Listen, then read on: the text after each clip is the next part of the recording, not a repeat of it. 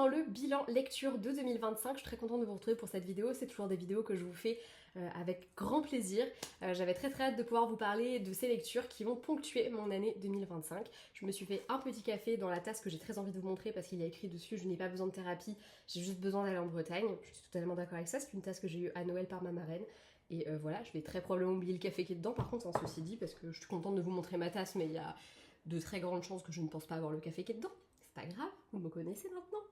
Je vous retrouve également dans ce décor-là, le décor bureau, avec la qualité bureau également pour filmer, mais c'est pour des raisons toutes simples de mon mec va sans doute rentrer.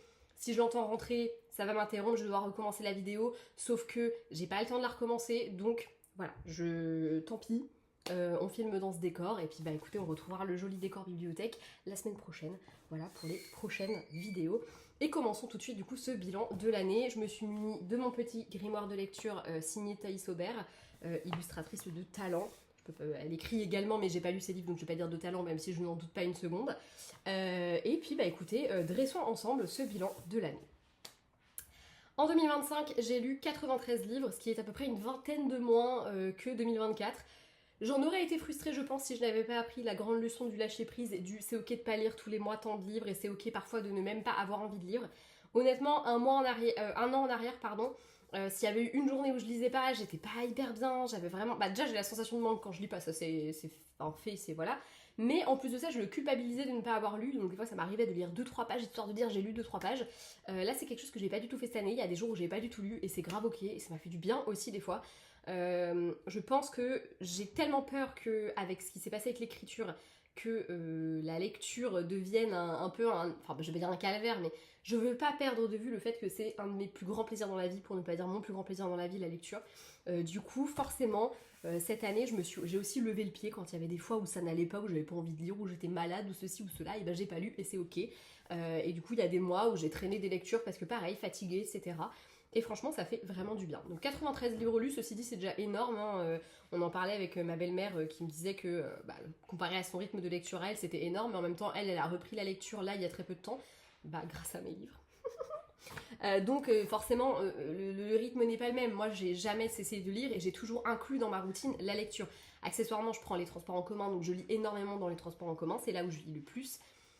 Voilà, et je suis en temps partiel. Moi, je suis pas instite avec du taf à faire quand je rentre à la maison. J'ai pas de gamin. Voilà.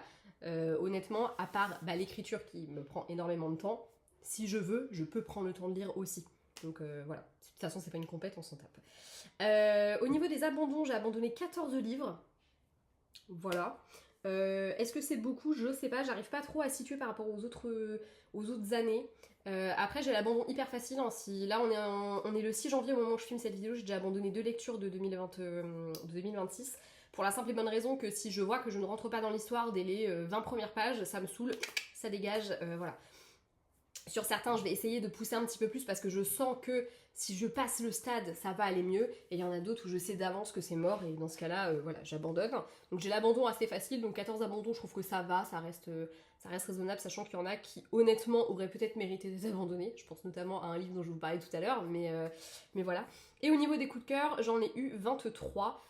Alors de noter dans le carnet, là j'en ai plus que 23, mais en refaisant le topo de l'année quand j'ai dressé le bilan, j'en ai 23, ce qui est déjà énorme également, et je pense en vrai qu'il y en a certains que j'ai classés comme coup de cœur au moment de faire le bilan, que je ne reclasserai pas forcément comme coup de cœur dans un an, par exemple, si on me pose la question.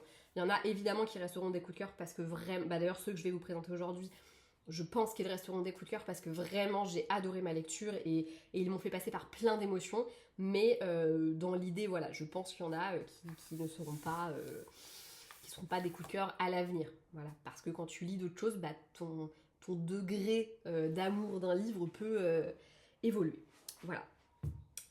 En termes d'édition préférée, écoutez, je dirais que c'est les éditions Hauteville et l'auto-édition, c'est ce que j'ai le plus lu cette année, de l'auto-édition et des éditions Hauteville, notamment leurs thrillers. J'ai lu énormément de thrillers de chez Hauteville et c'était toujours un plaisir, je trouve. Enfin, déjà c'est eux qui éditent Lisa Jewell, qui éditent Alice Finney, qui éditent... j'en ai pas d'autres qui me viennent là tout de suite, si Claire McGowan, et ces 3 autrices là en question, en tout cas je les adore, donc forcément voilà, et je pense vraiment que ça fait partie des trucs que j'ai le plus lu cette année en termes de thriller. Après en termes d'imaginaire, j'ai pas mal lu d'auto-édition. Et en romance peut-être Hugo quand même. Mais en tout cas, voilà, si je devais retenir une maison d'édition, ce serait Hauteville, parce que franchement, j'aime beaucoup les livres qu'ils sortent. Et typiquement, c'est complètement ma came pour tout ce qui est leur collection thriller. Mon top 3 autrices, pas du tout dans l'ordre, mais c'est en tout cas les 3 autrices que j'ai le plus lues, ou en tout cas que je retiens le plus de mon année. Et quand j'ai vu mes autrices préférées, enfin mes auteurs préférés, mais il y a que des autrices, donc voilà, j'ai tout de suite pensé à elle. Il y a Flora Peoni, que j'ai dévoré cette année, genre vraiment. J'ai terminé les 4 saisons, il me restait 2 tomes à lire. J'ai lu les 2 tomes de Love qui sont sortis, j'ai lu Une panne dans l'équation, j'ai lu Santa Cruz. Et j'ai l'impression que j'en oublie un, mais non, je crois que c'est tout, c'est déjà très bien. J'ai lu 6 livres d'elle. C'est une autrice que j'aime vraiment beaucoup déjà en tant que personne. C'est quelqu'un que j'aime particulièrement. Enfin, vraiment, elle est adorable. Et en tant qu'autrice, j'aime vraiment beaucoup sa plume. Ce que j'aime, c'est qu'elle arrive à me faire marrer de ouf et à me toucher en même temps dans ce qu'elle raconte. Donc voilà. Plutôt, on va dire, côté imaginaire, Megara Nolan a aussi marqué mon année parce que à chaque fois que je lis un de ses romans, j'ai un coup de cœur. J'avais eu un coup de cœur pour sa saga Fais-moi, j'ai eu un coup de cœur pour même la romance, là, Hope Sing Dance, je pense que c'est pas du tout ça. Je suis nulle avec les titres, je ne sais plus, mais pareil, sa saga de romance, j'avais adoré. Là, j'ai lu La Selkie en fin d'année, j'ai adoré. D'ailleurs, j'attaque bientôt le tome 2. Enfin, voilà, c'est une autrice où, honnêtement, à chaque fois que je lis un de ses livres, surtout quand c'est de l'imaginaire, j'ai un coup de cœur. J'attends avec énormément d'impatience les prochains tomes de Fais-moi t'aimer, mais déjà, je vais terminer La Selkie et attaquer sa saga qui commence par Le Pirate et le Highlander, enfin, La Pirate et le Highlander, et je n'ai plus le mot, pas le nom de la saga en tête, mais c'est pas grave, vous verrez peut-être de quoi je parle, et sinon allez voir parce que ça vaut vraiment le coup. Voilà. Et également Alice Finet. Alice Finet qui est la... Je n'ai aucune idée si ça se prononce comme ça, mais moi j'ai décidé que je le prononcerais comme ça, ce nom. Qui elle écrit plutôt du coup des thrillers. Et franchement, j'ai adoré. J'en ai lu 2 cette année, je crois, ou 3. 3, je crois. Je crois que j'en ai lu 3. J'ai dû... Ah, 2, 3, je ne sais plus. Enfin bref, j'en ai lu cette année. Et honnêtement, encore une fois, c'est une autrice. Tout de suite, j'ai eu envie de... Enfin, j'ai pensé à elle. Accessoirement, quand j'ai fait mon bilan, j'étais en train de commencer mes lectures de 2026. Et du coup, le premier livre que j'ai lu, c'en est un d'elle. C'est peut-être pour ça d'ailleurs que je sais plus trop pour les comptes. Et franchement, elle a vraiment marqué mon année aussi pour ça, parce qu'elle m'a retourné le cerveau. Et c'est ce que j'attends quand je lis des thrillers. Et franchement, pour moi, c'est vraiment une réussite. On va rester un petit peu dans les chiffres, comme tous les ans depuis maintenant de nombreuses années. Le genre que j'ai le plus lu, c'est la romance. J'ai lu 38 romances cette année. Voilà, on est très au-dessus des suivants, puisque après j'ai lu 20 thrillers, ce qui est très bien, et 19 romans de l'imaginaire. Donc les deux sont vraiment kiff-kiff. Là honnêtement, le top 3 est très, très serré au niveau de la 2 et la 3e place. Mais voilà, on a toujours la romance en très très haut du panier. C'est le genre vers lequel je vais le plus facilement, pour la simple et bonne raison que la romance, ça fait du bien, ça se lit vite, ça se lit bien. L'imaginaire, j'adore ça, et j'en ai lu vachement plus d'ailleurs cette année que les années précédentes, et je suis très contente. Du coup, ça a un peu contrebalancé les thrillers. L'année dernière était vraiment kiff-kiff avec la romance, et là, c'est un petit peu en dessous quand même. Mais globalement, de très très très très bonnes lectures. J'ai lu également 9 contemporains, je classe en contemporain tout ce qui va être notamment Grimaldi. Là, j'ai eu Laetitia Colombani. Si j'avais lu du Marie Vareille cette année, j'aurais mis du Marie Vareille dedans. Et j'ai également lu 7 BD, même si quand je dis BD, je pense surtout à des romans graphiques. Voilà. Au niveau des coups de cœur, comme je vous disais, j'en ai eu 23, j'en ai eu notamment 5 en romance. Et le plus gros coup de cœur dont j'avais envie de vous reparler, c'est Ces mots que nous taisons de Agi Bruchmitz. J'ai passé ma vie à déformer ce nom à l'époque où je l'ai lu, je vois pas pourquoi ça changerait maintenant. Franchement, ce roman me reste vraiment dans la tête. Aujourd'hui encore, je m'en souviens vachement bien. Je me souviens vachement des émotions que j'ai ressenties. Je vous en ai déjà parlé il y a pas longtemps, mais c'est assez rare que j'ai des coups de cœur en romance. C'est un genre vers lequel j'ai beau aller énormément. 38 livres lus cette année, j'ai que 5 coups de cœur en romance, par exemple. Et encore, il y en a certains, comme je vous le disais, je suis convaincue que d'ici un an, je n'aurai plus en tête le fait que c'est des coups de cœur. Lui, je sais qu'il restera parce que vraiment, il m'a marqué, il m'a touchée. Et franchement, c'est un livre que je vous conseille de découvrir. Et en plus, il y a le tome compagnon qui sort au mois de janvier ou février, mais en tout cas dans très peu de temps. Et honnêtement, j'ai trop hâte de le découvrir parce que la plume de l'autrice m'a vraiment, vraiment plu. Et ce qu'elle a raconté m'a vraiment bouleversée. Et c'est ce que j'attends d'une romance pour qu'elle tombe dans le coup de cœur. En thriller, j'en ai eu 5 également, des coups de cœur, donc pareil, c'est pas dingo non plus. Et celui qui m'a le plus marqué, c'est Dans les ténèbres de Kara Hunter, qui est le 2e volume des aventures, je vais dire ça, des enquêtes plutôt, de Adam Follet. C'est une saga que j'avais découvert avec le premier qui doit être Sous nos yeux, je crois, que j'avais bien aimé. Garde même un très très bon souvenir, honnêtement j'avais même très bien aimé. Et dans la foulée d'ailleurs je m'étais acheté les tomes 2 et 3. Il me tarde d'ailleurs de découvrir le tome 4 puisque j'ai enchaîné le troisième tome après avoir lu Dans les ténèbres que j'ai adoré. En fait ce que j'aime beaucoup avec cette saga c'est que les chapitres s'enchaînent vraiment, enfin c'est même pas des chapitres, c'est pas découpé en chapitres, c'est vraiment des passages, ça s'enchaîne super vite, on fait mille et une suppositions en même temps que les enquêteurs puisqu'on est au cœur de l'enquête. On a affaire à plein de petites scénettes différentes qui, mises bout à bout, racontent l'histoire et qui vont petit à petit nous retourner complètement le cerveau. Dans les ténèbres m'a retourné complètement le cerveau. J'ai adoré le dénouement de l'histoire, j'ai trouvé que c'était dinguissime et j'ai beaucoup aimé surtout le fait de passer d'une théorie à l'autre en même temps que les enquêteurs. Je trouve que c'est très bien fait. Il me tarde vraiment de lire les tomes suivants parce que voilà. Et Dans les ténèbres est vraiment mon préféré pour l'instant, des 3 que j'ai lus. Parce que pour le coup, lui m'a vraiment complètement retourné la tête et s'il est un peu glauque, il est aussi vachement intéressant à lire. Franchement, j'ai adoré. Catégorie imaginaire, donc dedans je regroupe fantastique, fantasy et science-fiction. J'ai eu 9 coups de cœur. C'est le genre dans lequel j'ai toujours le plus de coups de cœur parce que, et comme je vous l'ai déjà expliqué, moi personnellement, ce qui va fonctionner avec moi et qui va faire qu'on va passer sur un coup de cœur, c'est que je vais vivre des émotions hyper vives, hyper brutes déjà. C'est que je vais avoir l'impression de voyager complètement, d'être dépaysée, d'être transportée dans un univers et de vivre l'histoire avec eux et de... Enfin bref, j'ai besoin de ça. Donc forcément, j'ai toujours beaucoup plus de coups de cœur sur... Bah d'ailleurs, là c'est simple, il y a quasiment la moitié des livres que j'ai lus en imaginaire, c'était des coups de cœur. Et en l'occurrence, le coup de cœur de cette année, c'est Le Pont des Tempêtes de Daniel Jensen. J'aurais également pu mettre le tome 2, hein, d'ailleurs je compte un peu les deux en même temps parce que pour moi ils sont à égalité. J'ai adoré cette saga, il me tarde de découvrir le tome 3, L'Héritier Insoumis, même si c'est avec un autre couple. J'ai trop hâte. J'ai adoré. D'ailleurs, j'aime me faire du mal parce que parfois j'aime bien aller voir les avis des gens qui n'ont pas aimé les livres que moi j'ai adorés. Comment dire J'ai un peu envie de boxer des gens, voilà. Parce que je suis complètement atterrée de lire certains commentaires. Bref.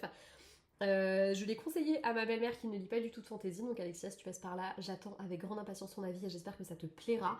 Je l'avais conseillé également à ma cousine Romane qui en lit un petit peu, enfin qui lit un petit peu d'imaginaire, enfin de fantasy, qui aime bien en tout cas tout ça, qui l'a adoré. Elle a même lu le tome 2 avant moi, alors que je l'ai lu bien avant elle, Le Pont des Tempêtes, et je lui ai vraiment, enfin je lui ai très bien vendu et elle a adoré, et franchement je comprends pourquoi, parce qu'il est juste génial. C'est un univers de dingue et moi j'ai adoré l'univers, les personnages, tout fonctionnait trop bien. Il est déjà en train de vraiment refroidir. En contemporain, j'ai eu 4 coups de cœur et le plus gros coup de cœur c'était Les Heures Fragiles de Virginie Grimaldi. Sachant que j'ai vachement hésité parce que j'ai classé aussi en contemporain, même si en réalité c'en est pas tellement, mais je sais pas pourquoi j'avais du mal à la classer en romance, me demandez pas pourquoi. Atmosphère de Taylor Jenkins Reid, alors qu'en plus c'est une romance. C'est d'ailleurs, je crois que c'est dans le sous-titre de l'histoire, c'est ça, c'est une histoire d'amour, un truc comme ça. Donc j'ai beaucoup oscillé entre les deux, mais Les Heures Fragiles, j'ai vraiment aimé. Pour la simple et bonne raison que j'ai eu l'impression de retrouver la Virginie Grimaldi que j'aimais tant à l'époque. Sur ses derniers romans, j'avais l'impression qu'elle l'écrivait pour guérir de choses qui lui sont arrivées dans la vraie vie. Mais du coup, je ne retrouvais pas cette patte que j'aimais tant chez elle. Et là, je trouve qu'avec Les Heures Fragiles, elle renoue vraiment avec ce qu'elle fait de mieux. Voilà, du coup, j'ai adoré. Au niveau des déceptions, je vais pas vous citer de titres parce que je trouve ça un peu naze. J'ai eu 2 déceptions en romance, et encore je dis déception avec des gros guillemets, c'est plus que c'est pas du tout ma cam, soit les tropes de la romance ne me plaisaient pas et du coup c'est pas du tout ma cam, mais j'ai trouvé des points positifs quand même dedans. De toute façon, il y a qu'à aller voir sur mon compte Insta. Je liste toujours 3 choses que j'ai aimées dans le livre, que ce soit un livre que j'ai aimé ou que je n'ai pas aimé. Si je n'arrive pas à trouver de choses que je n'ai pas aimées, c'est qu'il y a vraiment un problème et généralement le livre je l'aurais abandonné avant. Voilà. Et il y en a un, c'est plus parce que y a une des décisions que prend les personnages que j'ai pas du tout aimé et du coup je suis passée complètement à côté de l'histoire. Au niveau des thrillers, il y en a 3 que je n'ai pas du tout aimé. Et je suis obligée de vous parler de ma déception quand même, parce que La Prof quoi, de Frida McFadden. Non, à un moment donné, c'est de la merde, il faut le dire. Enfin, je suis désolée. Elle, je sais que de toute façon, j'aurais beau dire ce que je veux, ça va vendre à plein parce que Frida McFadden. Mais franchement, c'est de la merde. Les plot twists sont à chier. Il y a rien qui va dans cette histoire, rien qui va. Bref, donc grosse déception. C'est ma déception en termes de thriller. Et il y en a 2 autres. Là, comme ça, je suis incapable de me rappeler ce que c'est. Donc C'est dire à quel point ça m'a pas marqué. Si, il y a celui que j'ai lu il y a pas longtemps là. Je vous en ai parlé, où j'ai bien aimé l'histoire, mais la fin m'a pas trop plu. Et c'est quoi l'autre? Bah je sais pas. Bon, c'est que ça m'a pas marqué, ça doit pas être si fou. Et en imaginaire, il y en a deux qui m'ont déçu également. Là, en l'occurrence, il y en a un, c'est une de mes premières lectures de l'année 2025 et je sais toujours pas trop quoi en penser, mais j'avais été un peu déçue, je m'attendais à mieux. Et l'autre, je ne sais pas du tout ce que c'est, je me rappelle pas. Mais pareil, je devais m'attendre à mieux. Voilà pour les déceptions. Il y en a que 8, ça va. Mais en même temps, il y en a 14 que j'ai abandonné. Et d'ailleurs, j'ai les stats des abandons. Il y en a 4 que j'ai abandonnés qui étaient de la romance. Il y en a 5 que j'ai abandonnés qui étaient des thrillers. J'ai abandonné 2 imaginaires et 3 contemporains. Voilà. Ça fait beaucoup de chiffres, hein. C'est pas hyper fun les bilans, hein, qu'on se le dise. Pour vous dresser un petit peu ce que je compte faire pour 2026, et ben déjà j'ai encore une fois retapé un petit peu la chaîne, retapé un petit peu l'Instagram. J'aime bien tous les ans repartir sur une nouvelle DA. Enfin là ça fait 2 ans que je fais ça, que l'année dernière j'avais une DA, là j'en ai une autre, ça fait des mois que je travaille dessus, j'avais trop hâte de commencer à vous poster les trucs. J'aimerais bien aussi faire un peu plus de réel sur Instagram, je sais que c'est un format qui fonctionne bien et ça permettrait de rendre un peu plus vivant l'Insta. Parce que mine de rien, s'il n'y avait pas la chaîne, en vrai j'ai quasiment pas d'interaction, il n'y a que sur la chaîne que j'en ai et j'ai très envie que l'Insta vive un peu plus. Au niveau des challenges de lecture, j'aimerais bien comme d'hab terminer des sagas, mais je me suis pas fixé vraiment d'objectif cette année. Je me fais un petit challenge, enfin je me fais des petits challenges personnels dans mon carnet de lecture que je vais prendre tout de suite, que je me suis fait moi-même. J'ai fait des découpages collages, c'est d'ailleurs, je crois que ça se voit. Du coup, qu'est-ce que je fais comme petit challenge de mois à mois? Je feuillette parce que je me rappelle pas de tout. Je me suis fixé comme objectif de lire 120 livres parce que c'est à peu près ce que je lisais, enfin ce que j'ai lu en 2024 et je crois en 2023 aussi. Donc je me dis 120 livres c'est bien, ça faisait plusieurs années que je me fixais 150 et que j'y arrivais pas. Donc là je me dis 120 au moins, je devrais y arriver si je lis un peu plus que cette année. Mais cette année ça a été une année compliquée, faut quand même le reconnaître.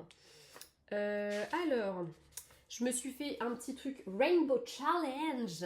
Voilà, pour pouvoir du coup lire un livre. Voilà. Bon, j'ai commencé en vrai, je pense que je pourrais mettre. Bah, déjà, là, la lecture que je suis en train de faire, je vais pouvoir le mettre ici, mais il faut que j'imprime les couvertures, donc je vais attendre d'en avoir plusieurs, comme ça je vais imprimer plusieurs couvertures. Et j'ai lu quoi d'autre? J'ai lu ça. Ouais, ok, et. Ouais, faut que je regarde les couleurs des couvertures là, comme ça je sais pas. Donc voilà, mais ça c'est des challenges pour moi, hein, je les partagerai pas avec vous toute l'année. Il y a le ABC Challenge. Pour l'instant, du coup, j'ai 2 trucs de remplis puisque j'ai lu 2 livres. Voilà, je me fais également le 12 mois, 12 recommandations. Donc avec chaque mois, quelqu'un qui me fait une recommandation et je le cale. D'ailleurs, n'hésitez pas si vous avez des recommandations à me faire.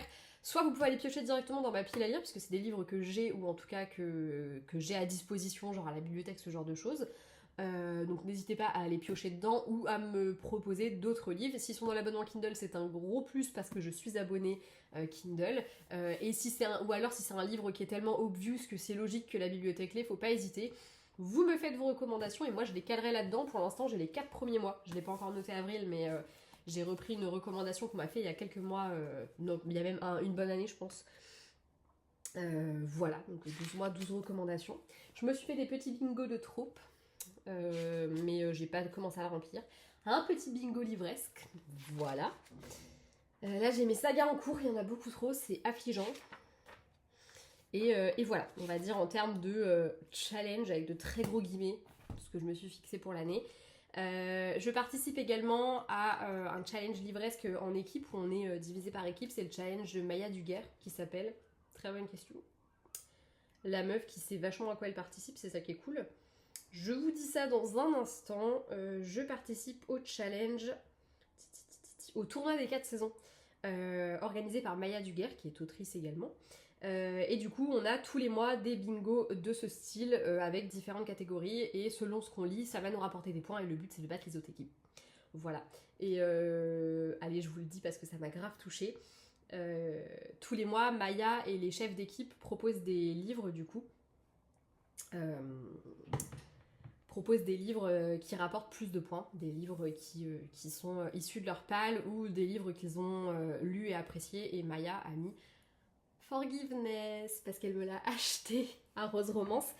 Et du coup, là, si les gens lisent ça, ils ont d'office 250 points, je crois, un truc comme ça, en plus des différents trucs du gris du bingo que remplit le livre et j'avoue que je suis très touchée de ça, c'est plutôt cool.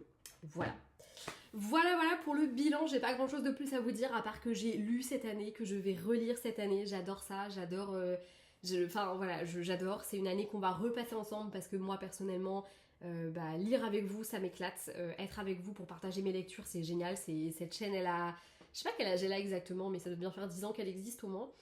Et franchement je prends toujours autant de plaisir à vous partager mes lectures, peut-être même encore plus maintenant parce que j'ai pas peur d'être moi et de vous montrer la vraie Anaïs et de vous parler de plein de choses et c'est plutôt cool. Donc ouais cette année j'espère qu'on va continuer comme ça et puis j'espère faire vivre l'Instagram un peu plus parce que je prends vachement de temps à faire mes posts etc. Donc j'aimerais bien un peu plus animer le truc, avoir un peu plus d'échanges. Donc si le cœur vous en dit n'hésitez pas à aller voir un petit peu là-dessus, même si bon ça va être un peu redondant pour vous puisque globalement ce que vous avez trouvé sur Insta vous l'avez aussi ici. Mais l'intérêt c'est que les deux soient complémentaires aussi avec un avis plutôt assez court sur Instagram et l'avis plus détaillé en vidéo. Donc voilà. Je vous abandonne, je vais aller finir mon café à moitié froid, je vous fais de très gros bisous, n'hésitez pas à me partager vos bilans, que ce soit en post, en article de blog, en vidéo également, ça me fera hyper plaisir d'aller les voir, ou alors à même me partager un petit peu vos stats s'il y en a, voilà. C'était très statistique mais j'avoue que j'aime bien moi classer les trucs comme ça sur la fin de l'année, donc voilà. J'avais quand même envie de vous parler de quelques livres qui ont marqué mon année, j'espère que cette vidéo du coup vous aura plu, je vous fais très gros bisous et on se dit à très vite dans une prochaine vidéo, jusque là, lisez beaucoup, ciao.